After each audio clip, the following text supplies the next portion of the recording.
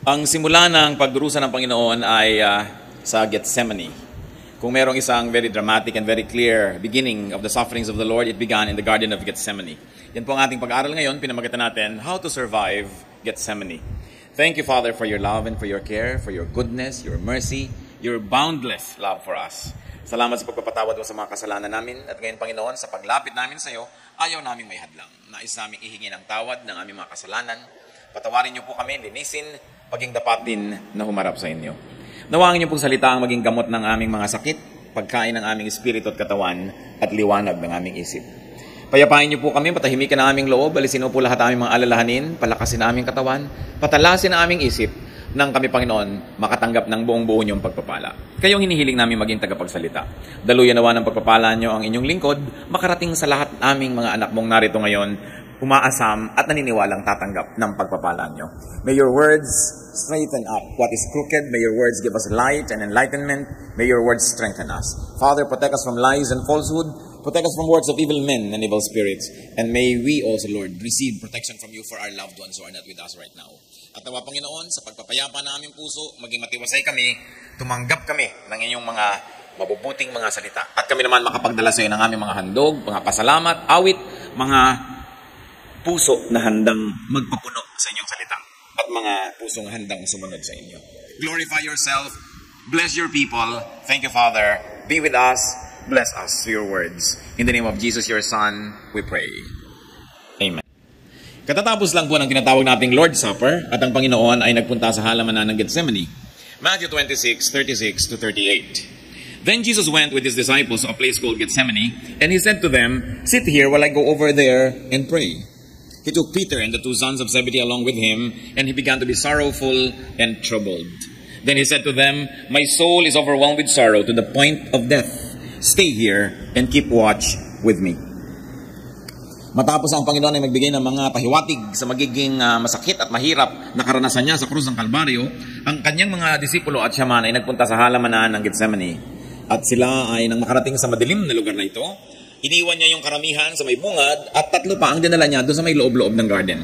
Si Peter at ang dalawang magkapatid. At sabi niya, "Manalangin kayo, dito kayo, samahan niyo ako sa panalangin sapagkat ako ay sobrang nababagabag." And then the Lord went further into the garden, and alone, he became very sorrowful and very, very troubled. Sinabi niya, "My soul is overwhelmed with sorrow to the point of death." Naranasan na ba nating malungkot na halos ikamatay mo ang lungkot? Yun ang naranasan ng Panginoon. Sabi niya, to the point of death. Sabi niya, "Stay here and keep watch with me." We must know that the highly spiritual and the highly wise could have moments of overwhelming sorrow. Pati si Solomon, sinasabi niya, mahirap maging marunong, mahirap maging maraming naabot ang kaisipan dahil maaaring meron ka ring maabot na lungkot. Lungkot na nanggagaling sa pangunawa, hindi dahil sa kamangmangan. Lungkot na nanggagaling sa mas malawak mong pag-iisip at pagkakita sa mga bagay-bagay. Mga lungkot na hindi nararanas ng mga hindi gaanong nakararating sa malayo ang pag-iisip. Sabi sa Ecclesiastes 2:17 ni Solomon, "So I hated life, because the work that is done under the sun was grievous to me." What can we do to people who we consider are wise or wiser than we or more spiritual than we are? We've got to understand them. Maraming dinaranas na hirap ng loob at hirap ng isip yung mga mapag-isip at yung mga higit na maalam kaysa sa atin. Kaya imbes na pagtawanan lang hindi natin naintindihan, yung mga marurunong na parang sinasabi natin, nababaliw na yata yan, ang layo na lang naiisip, dapat natin silang ipanalangin. Sapagkat ang mga matataas ang espiritu at ang karunungan ay may ministry para doon sa mga di gaanong kataasan ang naabot. Matthew 26:39. Going a little farther, he fell with his face to the ground and prayed, "My Father, if it is possible, may this cup be taken from me, yet not as I will, but as you will." Dito ay binunyag kung anong nagpapahirap sa loob ng Panginoon. Na kanyang naguguni-guni na, naiisip ang mangyayari sa kanya kung siya ay arestuhin, siya ay litisin, hatulan, pagpasanin ng krus, at mamatay mag-isa sa piling pa naman ng mga kriminal doon sa bundok ng Kalbaryo.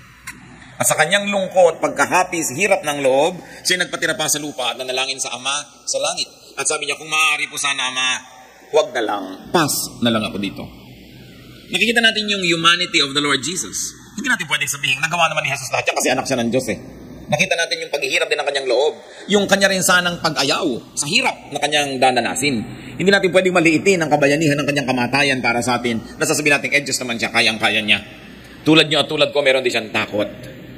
Hindi nag-iisa ang mga natatakot kasi ang Panginoon man ay inabutan ng ganitong uri ng damdamin. Nasa John 17, sinabi, pumawi siya ng dugo. Sa sobrang niyang taimtim ng pananalangin at sa sobrang ding stress ng nakaraan at ng darating pa. Pero kasunod na sentence, yet not as I will, but as you will. Yung kanyang pagkatao ay umiral, sinasabi niya, ayoko sana, pero yung pagiging masunurin sa kalooban ng Diyos sa langit ay hindi naman malayo at kasunod agad. Pero sabi niya, pero ganun pa man, ang nadarama ko, yung kalooban yung maganap, hindi yung kalooban ko. Ako naman ay humihiling lang kung pwede sana. It was a very sincere prayer. Kumisa naman tayo, nagdadasal na lang, binobola pa ang Diyos. Yung meron pa itinatago at meron pa papa-impress. This is a very sincere prayer. Inamin niya yung kanyang nararamdaman. But there was an unflinching submission to God's will. At yun ang isa sa mga dapat nating matutunan dito. Na bagamat totoong-totoo ang kanyang pag-ayaw sana sa hirap, pero totoong-totoo rin yung kanyang kagustuhang sumunod sa kalooban ng Ama. At alam natin kung alin ang nasunod. Hindi siya, kundi sinunod niya ang kalooban ng Ama sa langit. Matthew 26:40-41. Then he turned to his disciples and found them sleeping. Could you men not keep watch with me for 1 hour? He asked Peter. Watch and pray so that you will not fall into temptation. The spirit is willing, but the body is weak.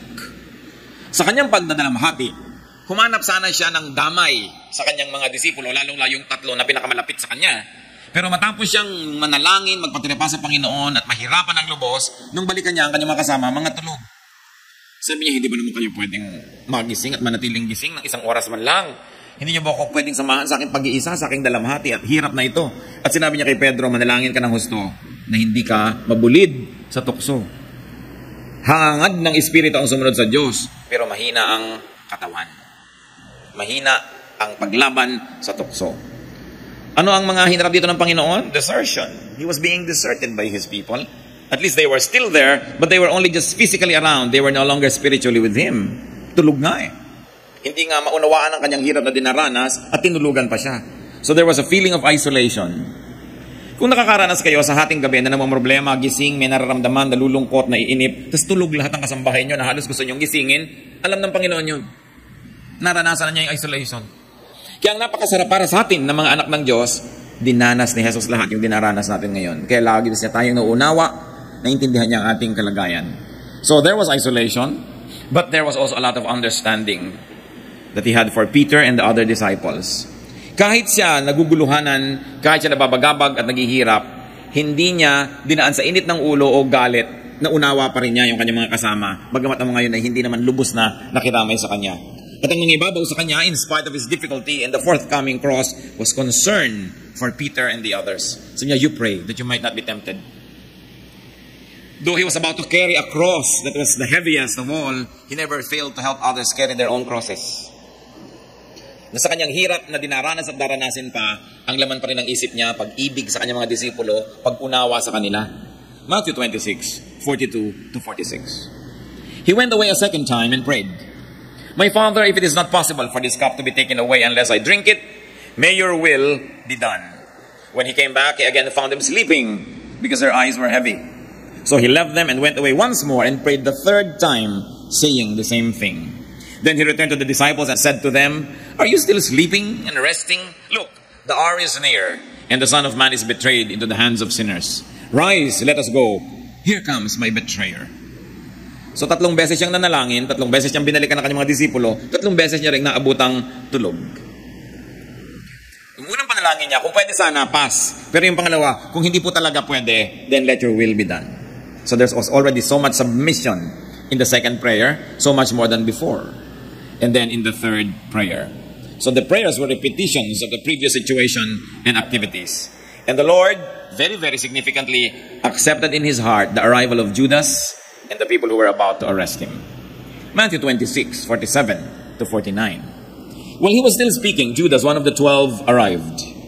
With him was a large crowd, armed with swords and clubs, sent from the chief priests and the elders of the people. Now the betrayer had arranged a signal with them, The one I kiss is the man. Arrest him. Going at once to Jesus, Judas said, Greetings, Rabbi, and kissed him. Alam natin itong kiss na ito. Alam ng lahat ito. Ang mga matalik kong magkakaibigan, mga magkakamag-anak, mga nagmamahalan, mga close to each other, kissed each other, even men. Sa Middle East, men kissed each other. Up to now, they kiss each other in the cheek. Kung minsan, pag sobrang respect mo, you kiss the shoulder. Tayo, we kiss the hands. Basta merong kiss sila. Kaya ang masakit dito, yung kiss na dapat sana ay sagisag ng magandang pagsusunuran at pagmamahalan. Ito ang ginamit ni Judas para i-identify kung sino ang hulihin. So niya yung hahalikan ko, at magpapahalik naman sa akin, therefore close kami, yun ang binibetray ko ngayon, yun ang huhulihin niyo. Napakasakit.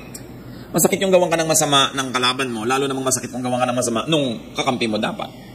Nung kaibigan mo, yung kaibigan mo, mahal mo at mahal ka rin niya. Matthew 26:50-56. Jesus replied, "Friend, do what you came for." Binigyan niya ng permiso si Judas na gawin ang gagawin niya na pagtataksil. Then the men stepped forward, seized Jesus, and arrested him. With that, one of Jesus' companions reached for his sword, drew it out, and struck the servant of the high priest, cutting off his ear. So hindi na nakatiis ang isang kasama, inilabas ang kanyang espada, at nanaga, at natapyas ang tainga ng katulong ng high priest. Matthew 26:50-56, continuation. "Put your sword back in its place," Jesus said to him. "For all who draw the sword will die by the sword. Do you think that I cannot call on my Father, and he will at once put at my disposal more than 12 legions of angels? But how then would the scriptures be fulfilled that say it must happen this way?" At that time, Jesus said to the crowd, "Am I leading a rebellion, that you have come out with swords and clubs to capture me? Every day I sat in the temple courts teaching, and you did not arrest me. But this has taken place, that the writings of the prophets might be fulfilled." Then all the disciples deserted him and fled. So one of the disciples resorted to armed defense. Isinakamay na nung isang alagad ng Panginoon yung depensa ni Jesus. Inilabas ang kanyang sandata at siya ay handang pumatay at maaaring mamatay para kay Jesus. At natapyas nga ang tainga nung katulong ng high priest. But Jesus restrained and corrected him and taught him the way of peace. Sabi niya, sa palagay mo ba kung kailangan ko talagang ipagtanggol ang aking sarili ay mahirap tumawag ng angaw-angaw, laksa-laksa, pagkarami-rami mga anghel na nakahandaan dyan? Tawagin ko lang, sabihin ko na lang na cancel ang project na ito. Sobrang hirap. The angels would rescue Jesus. In that difficult moment, heavenly rescue was available, but Jesus did not use it. Talagang buong puso niyang niyakap ang hirap na daranasin niya, bagamat pwede sana siyang ma-exempt. And Jesus reminded and reassured everyone of heaven's authority and power. And this is important. Pag tayo kumakaharap ng hirap, ng gulo, hindi tayo dapat magpanik na akala natin wala ng Diyos, wala ng langit, at hindi na alam ng Diyos ang nangyayari sa buhay natin. Sapagkat lagi niyang alam. At kung ang Diyos ang may padala, lalong tanggapin. Kung hindi man siya ang may padala, pero pinayagan niyang dumating sa atin, dapat pa rin nating igalang yon dahil alam naman ng Diyos ang nangyayari. At sabi ng Panginoon, hindi ganyan ang paraan. Paano matutupad ang mga sinaad ng mga propeta kung iibahin natin? Kailangan matupad sapagkat may misyon ang pagsasakatawang tao ni Jesus. Then Jesus reasoned with the arresting party. Sabi niya, bakit naman kailangan niyo akong takipin ng ganito? May dala pa kayong mga sandat at mga armas. Hindi naman kami manlalaban. Hindi naman kami nagtago kahit kailan. Tuwing nagtuturo ako, kita ninyo, bakit ngayon niyo ako kailangan puntahan dito at sugurin? Nang akala mo ako kriminal o akala mo ako isang rebelde. At matapos yon, pumulas at nagtatakbo at iniwan siya ng lahat ng kanyang mga disipulo. Yun ang mas masakit. The worst cut of all was being betrayed by your friend and being left alone by all the others. What are the lessons from Gethsemane? Bakit kailangang pag-aralan? Bakit binabalik-balikan? Lalo sa ganito mga panahon. Gethsemane was a garden at the foot of the Mount of Olives in Jerusalem. Nasa eastern side ng Jerusalem. Pagka kayo ay galing sa Jericho o galing dito sa east of Jerusalem, aakyat kayo ng bundok. At pagkatapos ay lulusong kayo, aakyat uli kayo ng isang bundok. At pag nakita nyo yung susunod na tuktok ng bundok, yun ay Jerusalem. Pero sa pagitan nyo, malalim na valley, at yun ang Garden of Gethsemane. Yun yung napakataas ng bangin, pagkatapos nandun yung pader ng temple, at nandun yung tore na sinabi ni Satanas kay Jesus, tumalon ka. Kasi ang taas-taas talaga nun. Malalim na lambak. It was a very deep valley. Now the name of Gethsemane came from the Assyrian word meaning oil press. Dahil ang Gethsemane, ang nakatanim doon ay hindi mga bulaklak. Yung garden na yon, taniman ng oliba. Olives. Na makikita nyo sa mga Italian food, pizza, ganyan. Sa mga Mediterranean food. Sapagkat yung olive, siya ng kanilang ginigiling, dinudurog, at kumakatas doon yung langis na olive oil. Kaya daan-daang mga taon ang mga edad ng puno na nandun sa garden ng Gethsemane. Dito madalas nagpupunta si Jesus, lalo't lalo may mahalaga silang gawain. Kaya alam-alam naman itong si Judas kung saan hahanapin ng Panginoon kahit madilim. Kasi alam niya kung saan nagmi-meet ang mga taong ito. Then and now, Gethsemane can mean grave sorrow. Sorrow of the Lord, sorrow of each one of us and everybody else for all time. Maaari ang Gethsemane ngayon ay gamitin nating sagisag ng malalim, mahigpit, masakit na kalungkutan, pag-iisa at pangungulila. Gethsemane can mean emotional and spiritual trouble. So pwede natin masabi ngayon, I'm having a Gethsemane moment. Na-stress ako, nalilito ako, depressed ako. I'm so sad I could die. So it could be the representation of that idea. So it's an emotional or spiritual trouble caused by the prospect and fear of physical threat or suffering or death. Pwede natin i-apply ngayon na ganong kahulugan. Matthew 26:38, ulitin lang natin. Then he said to them, my soul is overwhelmed with sorrow to the point of death. Stay here and keep watch over me. Gethsemane can mean isolation and aloneness. May mga kasama ka pero tinutulugan ka. May kasama ka pero pinagtaksilan ka. May pinagtitiwalaan ka pero bumaligtad. That could be a Gethsemane moment. Gethsemane could stand for betrayal or even injustice. Anong ginawa ang masama ng Panginoon para ma-deserve niya na arestuhin? Kuminsan sa ating buhay, mabuti ang ginagawa natin, ang sinusukli sa atin masama. It could be a Gethsemane moment in our lives. And Gethsemane could also mean grave fatigue. Sapagkat ang Panginoon, napakaraming ginawa ng mga nakarang araw, hirap na hirap, pagod na pagod. So there was this emotional, this physical, and this spiritual stress on him. But Gethsemane could also mean oil press, as we have said. At hindi siguro aksidente na ganyan yung pangalan ng garden na yan. Kasi yung oliba, kung hindi dudurugin, pipisain, kakatasin, hindi lalabas yung mahalagang langis. At tayo man mga kapatid, para lumabas yung halaga ng ating espiritu, para lumabas yung what is noble and divine in us, many of us have to pass through a Gethsemane experience. Parang bulaklak na kung natapakan mo at nadurog, ay doon lumalabas ang kanyang halimuyak. Parang nyog na kung hindi mo basagin, pigain na hindi lalabas ang gata na nagiging langis. Tayo mga tao dumaranas ng ganong pagpiga. Akala mo nagkagiba-giba ka na, nagkawasak-wasak. Yun pala, hinahayaan lang ng Diyos sa mangyari yun para lumabas yung iyong halaga. Para lalo mong makita kung anong importante sa buhay, para lumabas ang gagandahan ng iyong pagkatao, para tulad ni Jesus, magkaroon ka ng mga karanasan na magagamit mo ngayon para maging blessing ka sa maraming tao. Kasi kung hindi pa tayo kumisa nakakaranas ng hirap sa buhay, hindi tayo nagiging understanding sa mga dumadaan sa hirap. Kung hindi tayo nakakaranas ng matukso, magkasala, magkamali, madalas self-righteous and judgmental tayo. Kaya kung tayo man ay dumadaan sa napakahirap na karanasan, magtiwala kayo, lumapit sa Diyos tulad ng ginawa ng Panginoon at ipagpaubaya sa Diyos ang kanyang ginagawa sa atin, sapagkat kung alam niya ang kanyang ginagawa at tayo naman ay nagsasabit sa kanyang kalooban, merong magandang kakahinatnan. Ang hirap ay pansumandali, ang kaluwalhatian ng Panginoon ang maghahari kung tayo'y papayag na gawin ng Panginoon ang ginagawa niya. Mahirap man kuminsan yun. Your Gethsemane can turn you from olive to oil, like flour that is crushed. Your fragrance is released when you are crushed.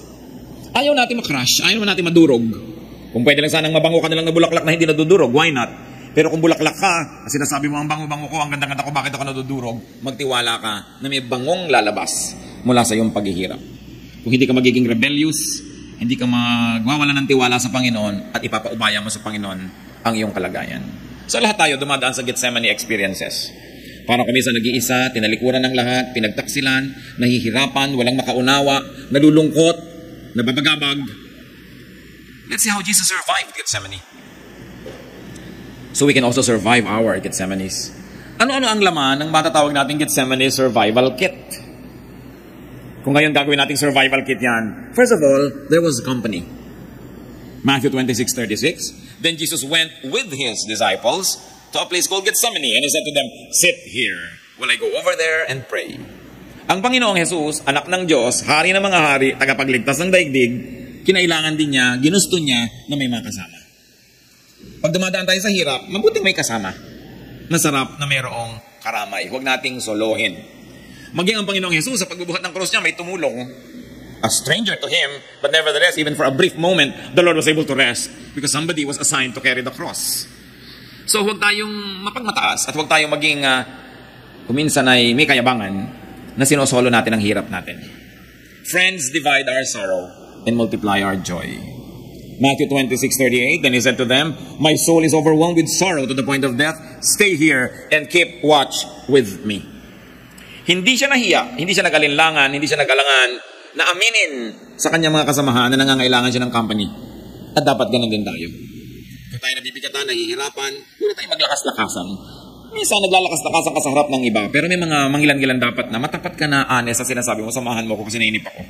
Samahan mo ko kasi lungkot na lungkot ako, nalilito ako, naguguluhan ako, natutulog ka, masarap yung may nagigising ako, gising, kwentuhan mo ako.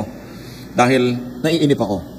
Nangyayari sa atin yung paminsan-minsan. Sabi ni Solomon sa Ecclesiastes 4:9, "Two are better than one because they have a good return for their work." Mas mainam na may kasama kaysa wala. So you make and you keep friends. Importante yon, that you make and you keep friends. Even the Lord Jesus needed and wanted company. So have company, especially in Gethsemane moments. Kumisan dahil may kasama tayo, may kausap tayo, nalilimutan natin yung hirap. At yung mga hirap ng loob, yung mga inip, even sometimes suicidal tendencies, hangin lang yun na dumadaan, kailangan lang makalampas na ikaw ay naiwang buo pa. Kaya kailangan pag dumadaan yung hangin na yun, may nakakapitan kami, kasama ka. And what's important, brothers and sisters, give company to people in their Gethsemane moments. Nanay mo, naiinip, sige na magtyaga ka na gumising, kwentuhan mo na lang. Kumisan, ikwento mo nga anak yung ganun, hindi naman talaga interesado yun sa kwento, gusto lang may kausap. Gusto lang may kasama. Kahit nga putol-putol yung sentences, walang sense, nakikinig pa rin yun. Kasi gusto niya may kasama. Maraming mga magulang nagagalit sa mga anak pag ginagabing umuwi. Hindi dahil mahigpit, kundi dahil namimiss kayo. Ganon din yung mga wives, galit na galit sa husband na ginagabi. Minsan hindi lang maamin na miss na kasi kita. Kaya nalulungkot kasi ang tao. At tayo may pananagutan sa isa't isa. Lalong-lalo ito ay strong moment mo ngayon. Dapat naghahanap ka naman ng sino kayong nalulungkot, sino kayong naiinip. Sasamahan ko naman. Hindi ko maganda ang pakiramdam mo, mag-isa ka na lang matutulog, mag-enjoy ka dahil ganado ka sa buhay. Paano yung mga nalilito, yung nalulungkot? Ang mga malalakas, may ministry sa mga mahihina. Sa pagdarating ang panahon, ikaw naman yung mahina, may magmi-minister naman sa'yo. Panapanahon lang ng pangangailangan, panapanahon lang ng pagpapalit ng papel sa buhay. At very important, katulad ng sinabi nitong Panginoon na nakita niya, tulog na naman yung mga disciple niya. There should be understanding and acceptance, like Jesus of His friends, human frailty. Kung minsan meron kang need, sobra ka nagiging demanding, dapat mo rin isipin na may kahinaan din yung tao kahit nagme-minister sa'yo. May sakit ka, nakatulog ako nagbabantay kaysa maghalit ka dyan at magsisigaw, unawain mo na pagod na siguro. Kaya ako gising kasi maghapon naman akong tulog ng tulog dahil pasyente ako, ito nagbabantay sa akin, nakakatulog, uunawain. Kasi kung minsan nangangailangan ka na ng tulong ng kapwa, dadaan mo pa sa init ng ulo, naiinis sa'yo, lalo kang lalayasan. Wala ka lalong katulong at kasama sa buhay. So inuunawa mo. Mga kapatid, kahit tayo may karamdaman, kahit tayo nangangailangan, may pagkukunan pa rin tayo ng pangunawa kung gusto nating mangunawa at umunawa. Kung minsan lang, kung mapasyente ka, ikaw yung may sakit, akala mo entitled ka na sa lahat ng tantrum mo. Na entitled ka na sa lahat ng init ng ulo at galit. Pero kahit ka pa nangangailangan tulad ni Jesus, meron tayong pagkukunan ng kakayahang umunawa kung pipiliin nating maging maunawain. At kung hindi natin pipiliin na maging star because you are the one who deserves the attention. Accept your loved one's human failings. It's very important. Psalm 103:14, "For He knows how we are formed. He remembers that we are dust." Naaalala ng Panginoon kung paano tayo nilikha. May kakambal na lupa, yung Espiritu ng Diyos, at hindi niya nililimot.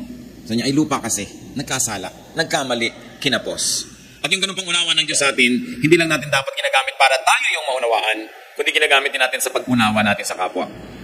Kung sila yung kinakapos at sila yung nagkakamali. Another element of the Gethsemane survival kit of Jesus, prayer. Matthew 26:36, Jesus went to Gethsemane to pray. We are strongest when we are at prayer. So, paulit-ulit siyang nanalangin, hindi para ulit-ulitin yung panalangin niya para may points, kundi talaga yun ang laman ng puso niya. Kaya tuwing siya makikipag-ni-exam sa langit, yun ang nasasabi niya. Ito sa prayer again and again, but not the usual repetition of pagans to earn points from repetition. The Lord was repetitious because there was nothing else in His heart but what He was praying for. And you know that it was a sincere and honest prayer. What can we learn from this, brothers and sisters? That when we face a Gethsemane moment, we pray. You don't complain, you pray. Pag nag-complain ka, lalong magiging negative ang feeling mo. You don't allow fear to overtake you, you pray. And one of the things we can learn is to pray with and to pray for people in their Gethsemane moments. You can say, alam mo kapatid, wala naman ako maipayo sa'yo kasi nalilito rin ako, pero halika, mag-pray tayo. You don't always have to give wise words to people who are troubled, because sometimes we don't have the wise words. You are not always wise, you are not always filled with inspiration, you are not always strong, but you can always pray with the person who needs your help. Ako rin nalilito, halika mag-pray tayo. Ako rin nangihina ngayon, halika mag-pray tayo. At hindi yan last resort, it must be the first resort. Because we are strongest when we pray. And when we pray, umaayos ang ating isip. At hindi man mabago ang sitwasyon, nababagong isip natin. Lumalakas ang ating espiritu, natatanggap natin yung hindi natin kayang baguhin, at nababago natin yung dapat at pwedeng baguhin. Another element in the survival kit is submission to God's will. Pag ikaw, kapatid, ano man ang hirap na dinaranas, tinanggap mo na pinayagan niya ng Panginoon, lalo't alam mo yun ang gusto ng Panginoon para sa'yo, para ka siguro ituwid, o para ka i-train, para ka palakasin, pag tinanggap mo na yun, gagaan na yun. Bumibigat lang pag nilalabanan. Humihirap lang pag nakikipagtunggali tayo sa Espiritu ng Diyos. Nagkakaroon lang ng gera kasi ayaw mo pang sumuko. Alam niyo, paano natatapos ang gera? Pag nanalo ka na, o pag sumuko ka na. Mananalo ka ba sa Diyos? Kaya sabi ni Lord, huwag sana ama, ayaw ko sana, pero yung gusto niyo ang masunod. Paano naman mananalo yung son sa Father? Sabi niya, yung gusto mo na lang ang susundin ko. Kaya nahihirapan tayo sa mga problema natin kasi kung minsan lumalaban tayo sa alam nating gusto naman ng Ama na mangyari sana sa buhay natin. Alam mo na mali yung gusto mo, ipaglalaban mo pa. Gulo talaga yan. Pero matatapos ang gulo pag sumuko na tayo. Alam nga namang Diyos ang sumuko sa atin, tayo dapat ang sumuko. At pag tinanggap mo na yon, gumagaan, lumuluwag. Paano natin natatanggap yung kalooban ng Diyos? This requires knowledge of God's will. Dapat alam mo kung ano ang gusto ng Diyos para sa'yo. It's important to know God's will. The knowledge of God's will is crucial so that you will be able to accept it. This requires knowledge of God, therefore it requires knowledge of the Scriptures. Dapat alam mo yung Biblia, alam mo yung mga pangako ng Diyos, alam mo yung mga salita niya. Nung siya ay gusto sanang ipaglaban ng isa niyang disciple, sabi niya sa verses 53 to 54, do you think I cannot call on my Father and He will not at once put at my disposal more than 12 legions of angels? But how then would the Scriptures be fulfilled that say it must happen in this way?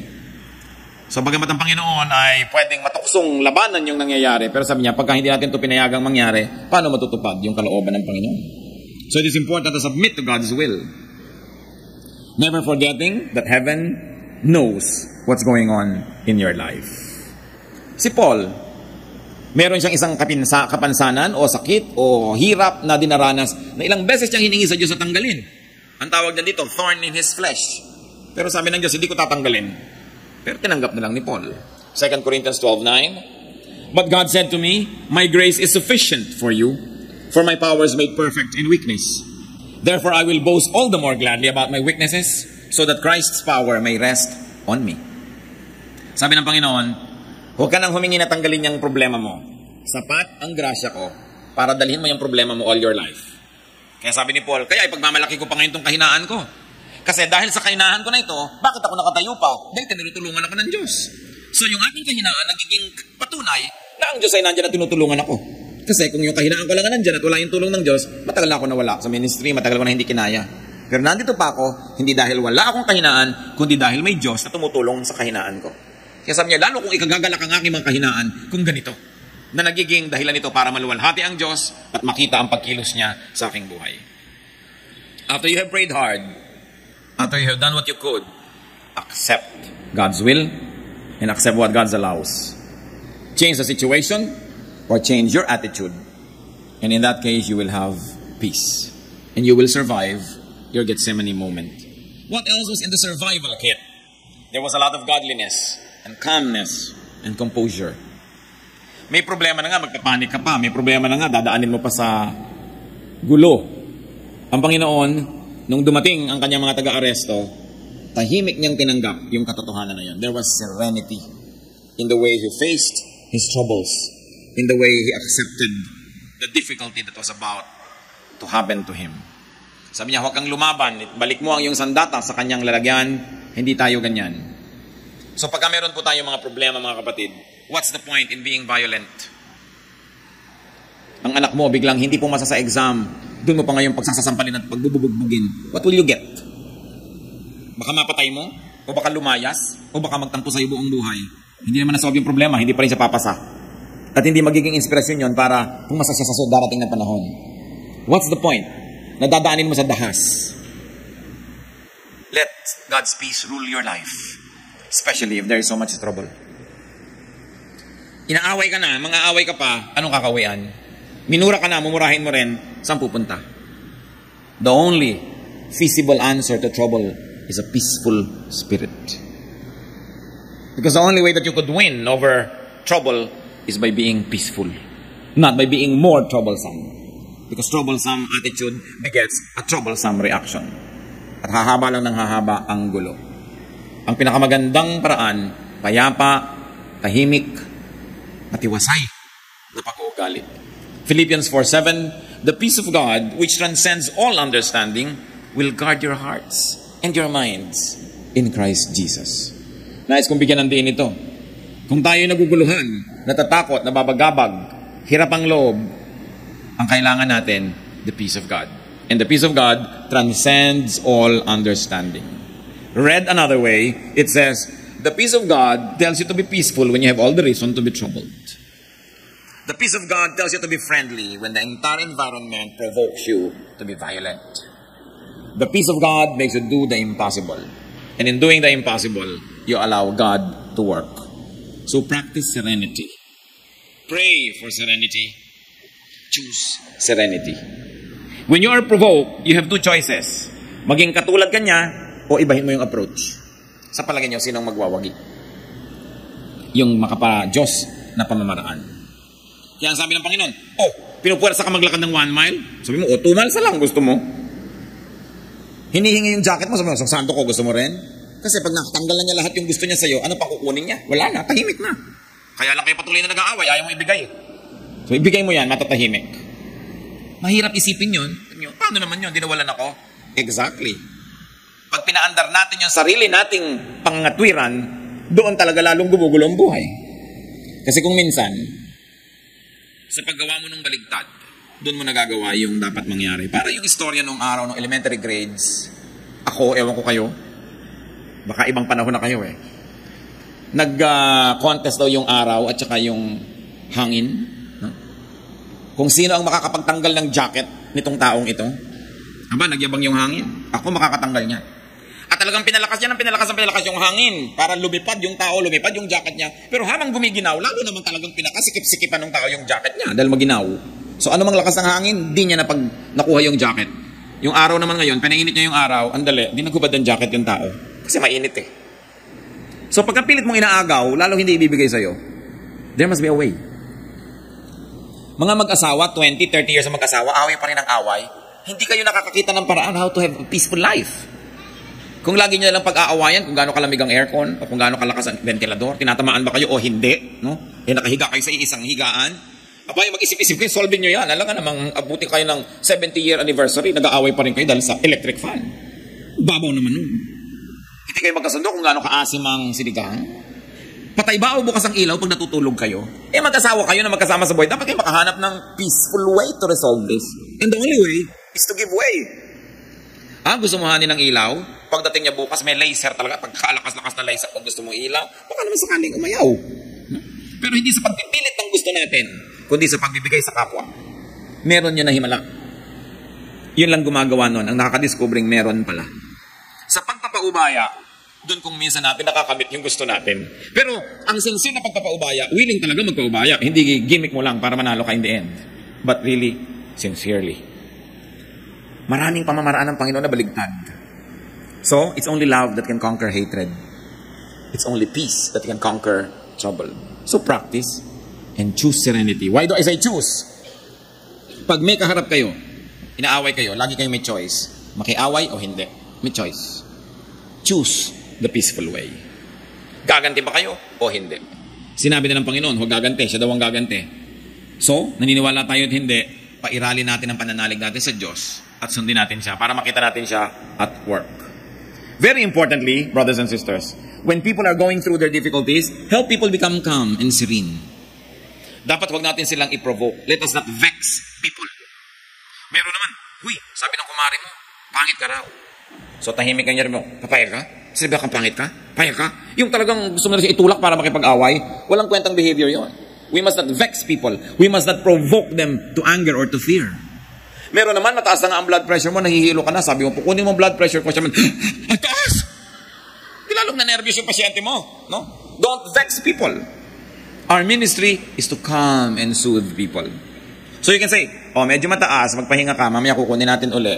No? Huwag mo nang ipabasa na 270 pala.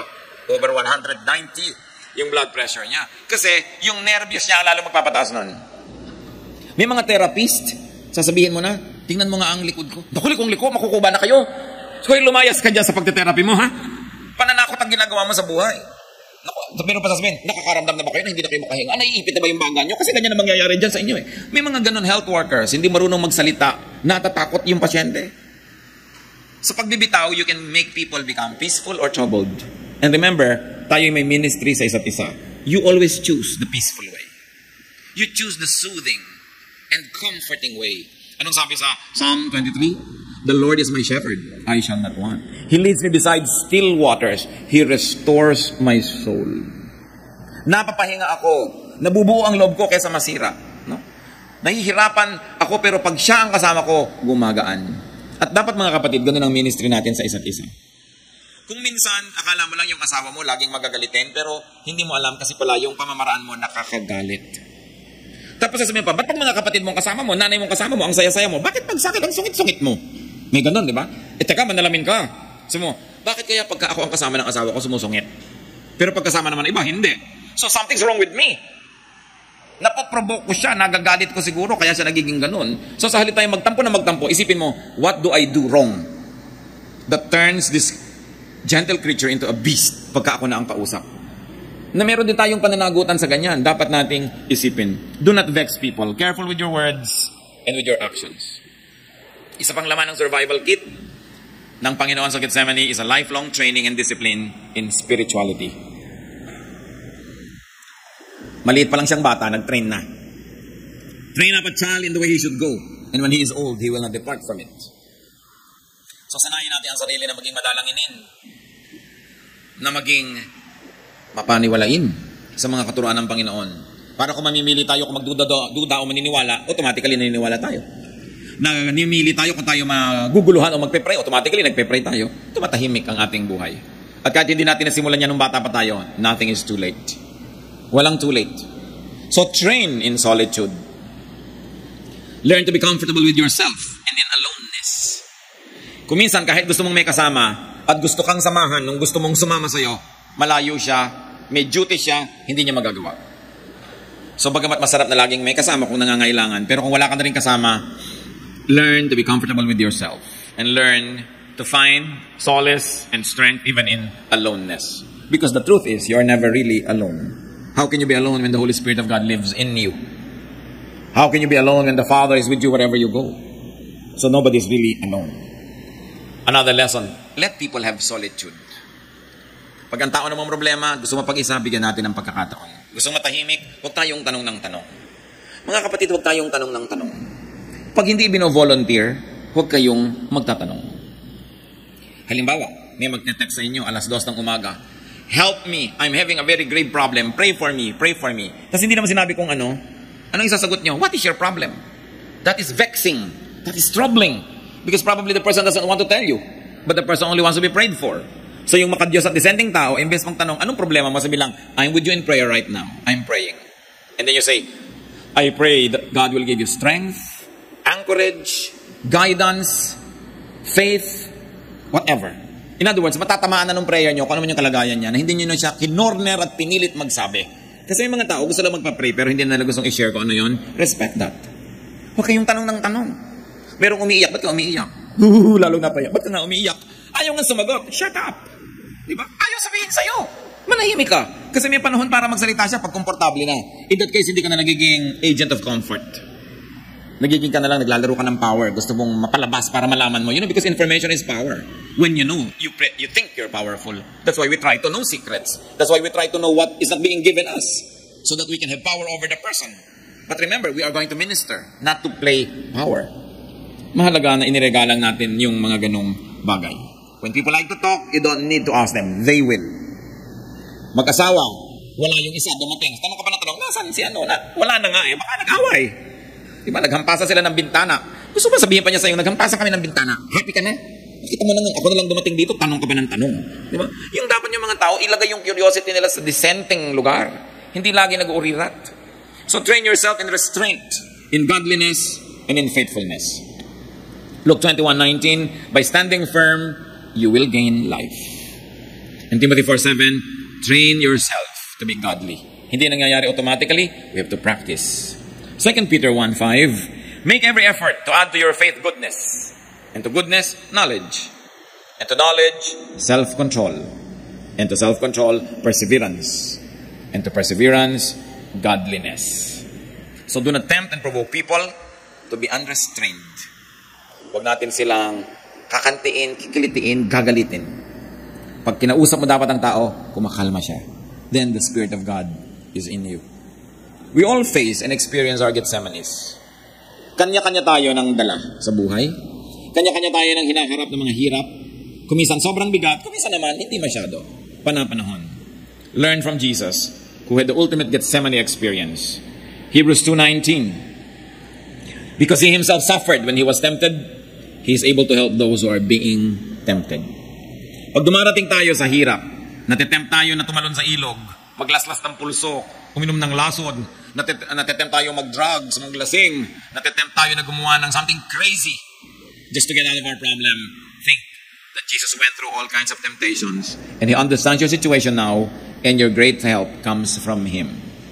Lumapit kay Jesus, magpatulong sa Kanya.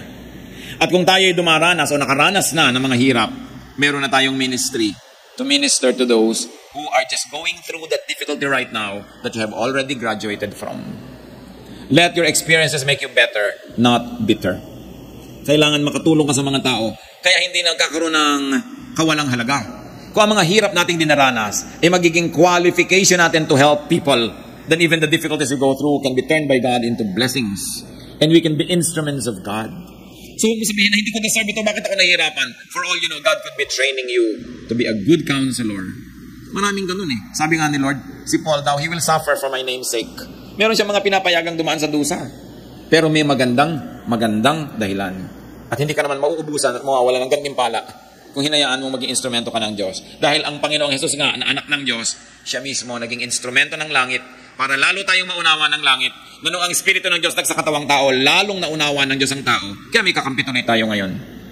Mga kapatid, lahat ng hirap na dinanas natin, dapat maging dahilan para maging kakampi tayo ng mga naghihirap sa kasalukuyan. That you are now able to understand, therefore you're qualified to help. Not to condemn, not to judge, and not to say you're better because you passed through this difficulty with better marks and better grades. But your difficulties, especially the past ones, should now turn you into a more compassionate person. Lalo kang magiging maunawain, mahabagin, mapagmahal, mapag-aruga, kung naranasan mo na ang ganung mga hirap. You are qualified. Kaya pagka ganun nakikita mong, well, I'm becoming qualified to be God's instrument. At kung minsan naman, dumadaan tayo sa difficulty dahil bunga ng ating mga gawa, di natural lang na mahirapan tayo. Pero kung hindi ka makakakita ng dahilan, ba't ako nahihirapan? Hindi ko to deserve. Jesus never deserved Gethsemane. But He went through it. At tayong mga anak ng Panginoon, kung saan dumaan si Jesus, dadaan tayo para makarating tayo sa Kanyang pinuntahan, resurrection and the life. Alam nga naman sabihin mo, makita na lang tayo sa heaven, doon na lang yung meeting place. Kasi hindi ka susunod sa dinaanan ni Jesus na Via Dolorosa. Hindi natin kayang tumbasan ang hirap na dinanas niya, pero kahit man lang mga kamukha nun dadanasin natin, then we become instruments of God's goodness to others.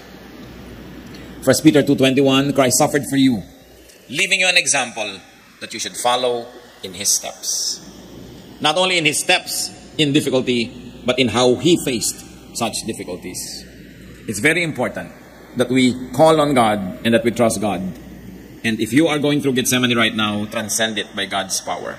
Don't stay there too long. Look forward to your resurrection, because even Gethsemane was just one night in the Lord's life. And after that, the difficulty of the cross, 3 days of death, and then never-ending eternal life and glory. This is the destiny of those who follow in the path of Jesus. Salamat, Ama, dahil kahit dumaraan kami sa mga hirap, nauna ng daanan ng iyong anak na si Jesus ang mga hirap na ito. Na wala kaming hirap na maaaring maranas na higit pa sa dinanas niya. Kung ganoon, meron kaming kakampi in the Lord Jesus. Meron kaming pwedeng lapitang nakakaunawa sa amin. Salamat po. At Ama, salamat sapagkat ang iyong anak na si Jesus, nauunawaan kami. At sa pamamagitan niya, nakakalapit kami sa inyo, nahuhugasan kami ng kanyang dugo, at nakakakuha kami ng lakas sa kanyang karanasan. Turuan mo kami na maging mumunting mga Jesus din sa mga kapwa namin na maaari naming tulungan, na kami naman ang panggalingan ng lakas na sa iyo naman talaga nagmumula. Allow us to be instruments of blessings and goodness. Be at peace with God. Spend some moment in silent prayer.